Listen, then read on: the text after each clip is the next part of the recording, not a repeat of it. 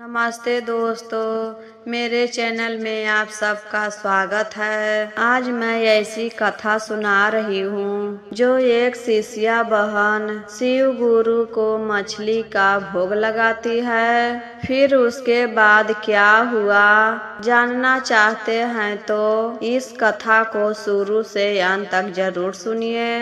अच्छा लगेगा तो लाइक करिएगा, शेयर करिएगा और चैनल पर पहली बार देख रहे हैं तो चैनल को सब्सक्राइब करिएगा। दो गोतनी थी, दोनों गोतनी शिव चर्चा करती थी और दोनों का घर में बंटवारा हो गया था। दोनों अलग अलग रहती थी। बड़ी जो गोतनी थी वह अमीर थी, उसका पति सरकारी नौकरी करता था और जो छोटी गोतनी थी वह गरीब थी क्योंकि उसका पति प्राइवेट नौकरी करता था। दोनों गोतनी साथ में ही चर्चा में जाते थे। एक दिन बड़ी गोतनी अपने पति से पूछती है घर पर चर्चा करवाने के लिए, तो पति कहता है जब तुम्हारा मन है तो करवा लो। तो उस दिन चर्चा में जाती है और सब शिष्या बहन से कहती है कल मेरे घर पर चर्चा है, आप सब लोग कल मेरे घर पर आइएगा।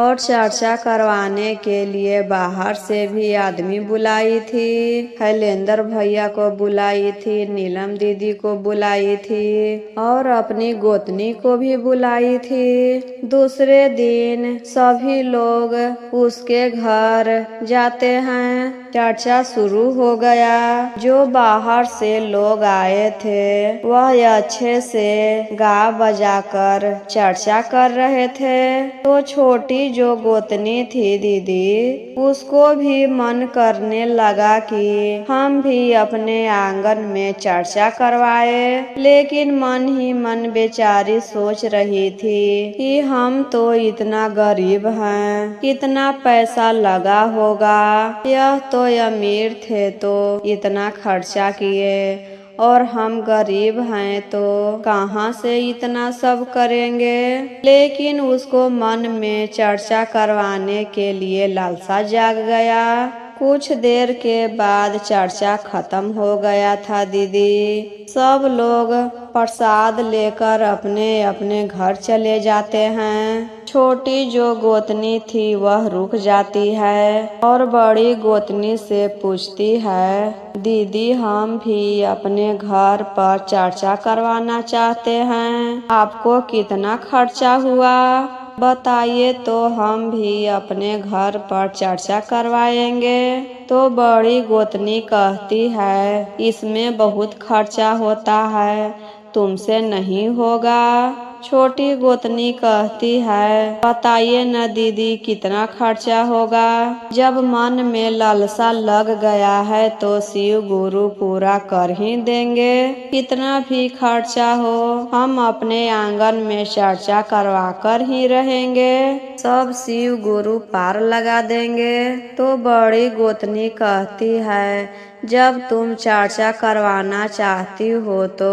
कम से कम 5-6 हजार लग जाएंगे। छोटी गोतनी घर आती है और अपने पति से कहती है ए जी हम भी अपने घर पर चर्चा करवाना चाहते हैं। दीदी के घर पर बाहर से सब चर्चा करने वाले आए थे, बहुत अच्छे से चर्चा कर रहे थे गा बजाकर। इधर के तो लोग ऐसे ही झाल बजाकर कर लेते हैं और बाहर के लोग अच्छे से करते हैं। उसमें नीलम दीदी भी आए थे, शैलेंद्र भैया भी आए थे। तो हम भी अपने घर पर बुलाना चाहते हैं सब लोगों को। पति कहता है जब पैसा हो जाएगा तो करवा लेना, हम तो प्राइवेट नौकरी कमाते हैं, महीना में एक ही बार पैसा मिलता है। तो पत्नी कहती है 1 महीना के लिए आप बाहर मत जाइए, गांव में ही कुछ काम कर लीजिए, जब चर्चा करवा लेंगे तो बाहर जाइएगा और गांव में काम करेंगे तो रोज पैसा मिलेगा। तो पति गांव में ही काम ढूंढकर करने लगता है। कभी सब्जी बेच लेता था, कभी फल बेच लेता था, कभी ईंट बालू ढो देता था। तो जिस दिन कमाता था शाम को पैसा मिल जाता था। तो कुछ दिन हो जाने पर उसके पास 5,000 रुपया हो गया था दीदी। तो फिर अपने गोतनी के पास जाती है और कहती है, दीदी आप चर्चा में क्या क्या मंगवाए थे, कैसे कैसे किए थे, तो हम भी वैसे ही करेंगे। मेरे पास 5,000 रुपया हो गया है। तब वह कहती है, जिस दिन चर्चा करवाएगी उस दिन अपने पति को बाजार भेज देना और ताजा ताजा 2 किलो मछली मंगवा लेना और उसी को शिव गुरु के भोग लगाना। मछली बनाकर लाल कपड़ा से ढक के रख देना। तो वह बेचारी घर आती है, जैसे गोतनी बताई थी वैसे ही करती है।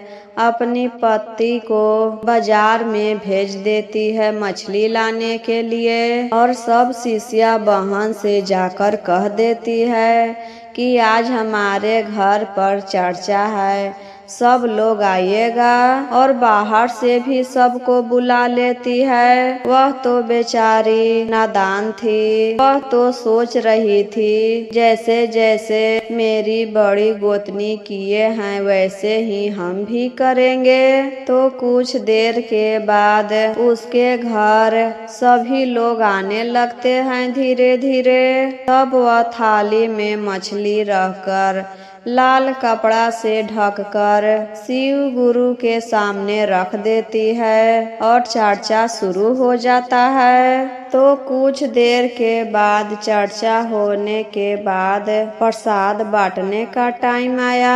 तब गोतनी से पूछती है, दीदी अब प्रसाद बांट देना। तो गोतनी कहती है, कपड़ा को उघाड़ना नहीं, वैसे ही ढके ढके मुट्ठी से निकालकर सबके आंचल में डाल देना।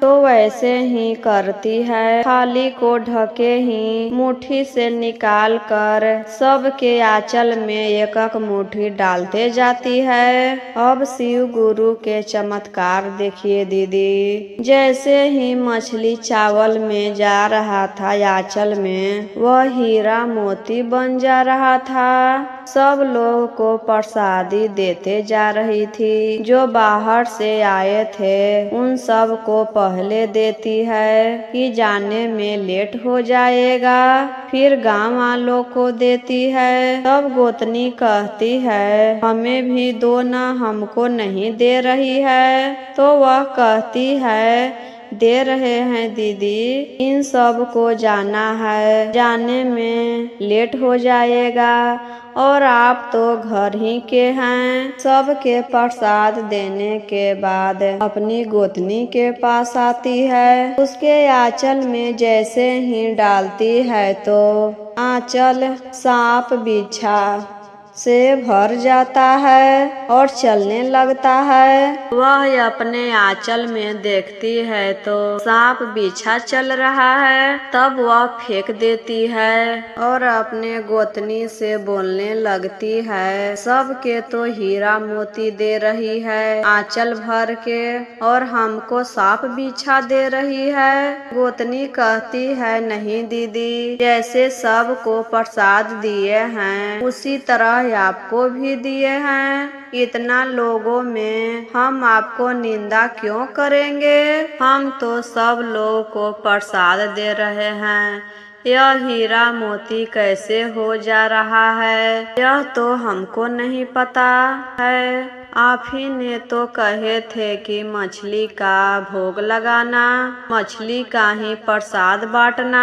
तो जैसे आप बताए थे वैसे कर रहे हैं। तो सभी लोग वहाँ पर थे, सब दूसने लगते हैं। देखो तो बेचारी को नहीं बुझा रहा था तो इसको से पूछने गई और यह उल्टा सीधा बता दी। लेकिन शिव गुरु का महिमा देखो, मछली भी हीरा मोती हो गया।